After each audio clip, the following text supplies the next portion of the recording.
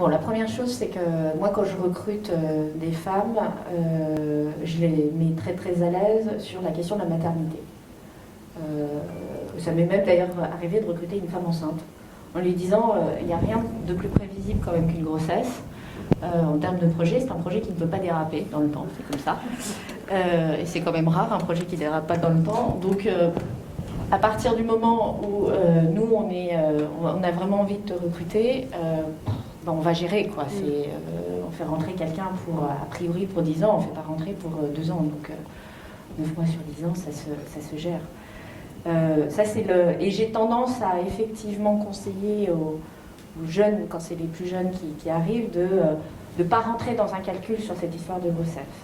En leur disant déjà, un enfant à 27 ans, on s'en remet beaucoup plus vite qu'à 37 ans, physiquement, mais quand même une réalité, je suis bien placée pour le savoir, j'ai testé.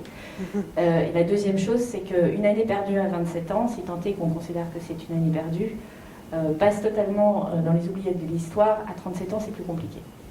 Donc, voilà. En gros, c'est une entreprise qui ne sait pas gérer une grossesse et qui...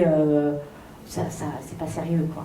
Dès lors qu'on n'est pas une PME, hein, quand on a 10 personnes, évidemment, ça représente 10% de l'effectif. Moi, je gère une entreprise de 5000 personnes. C'est pas sérieux de dire que les grossesses désorganisent un service. C'est faux. Il y a un vrai problème d'organisation.